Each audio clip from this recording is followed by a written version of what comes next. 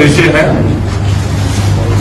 देश के अंदर रह रहे अनुसूचित जाति, जनजाति, पिछड़े, अल्पसंख्यक और आदिवासी लोगों के जो वर्षों से जो अधिकार छीने गए हैं, उसमें फर्स्ट नंबर पर है आरक्षण। आरक्षण जो आर्टिकल 15(4) के अंतर्गत जो आता है, जिसमें कि जो शैक्षणिक जो संस्थाएं हैं, जो शिक्षा का क्षेत्र है, उसमें हमारे जितने भी SC, ST, OBC और माइनॉरिटी और आदिवासी विद्यार्थी हैं, उनकी स्कॉलरशिप नहीं दी जा रही है, जिससे कि वो कॉलेज और विश्वविद्यालय में नहीं पढ़ पा रहे हैं। और आरक्षण में ही जो आर्टिकल 16(4) और 16(क) और 16(ख) में जो हमारे जो सरकारी कर्मचारी हैं और जितने भी आयोग हैं, उनकी पूर्ति नहीं हो रही है, उनको पूरा करने के लिए।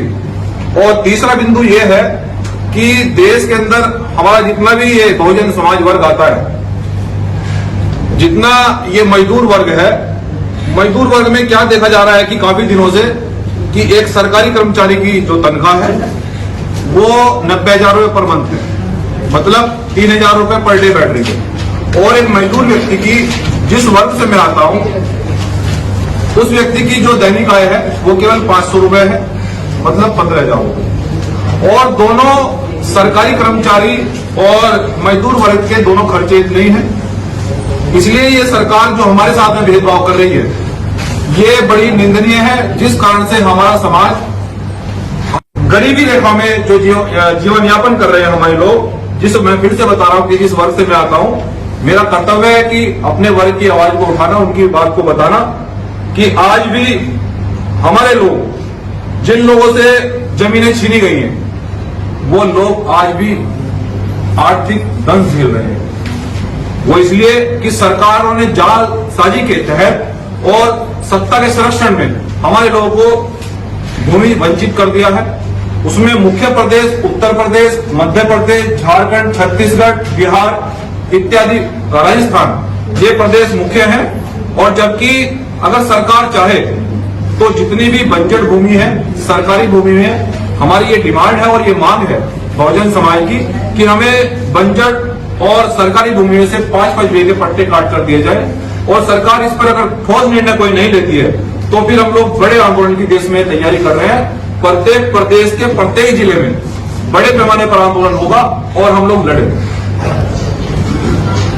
ये हमारी डिमांड है।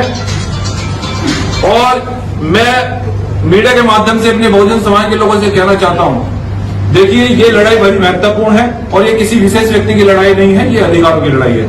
इस लड़ाई में देश के सभी संगठन आमंत्रित हैं। भीम आर्मी संयुक्त मोर्चा बनाया गया है।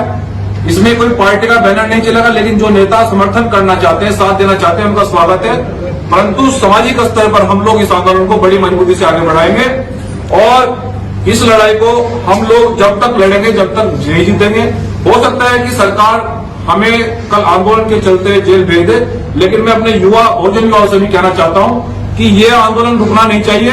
आंदोलन में तो पहले भी हम लोग जेल गए हैं, लेकिन अधिकारों के लिए लड़ेंगे। जेल में रहे तो भी लड़ा जाएगा और बाहर रहे तो भी लड़ा जाएगा। लेकिन ये मैं बहुजन समाज को फिर से कहना चाहता हूं कि आपके लिए ये आंदोलन मील का पत्थर साबित होगा। जब तक आपकी आर्थिक और सामाजिक बेड़ियां नहीं टूट पाएगी, जब तक आप लोग अपने अधिकार प्राप्त नहीं कर पाओगे। शिक्षा और जमीन हमारे लिए बहुत जरूरी हो गई है और ये हमारा संवैधानिक फंडामेंटल राइट्स है। हमें ये लेना होगा और लड़ेंगे और जीतेंगे। धन्यवाद।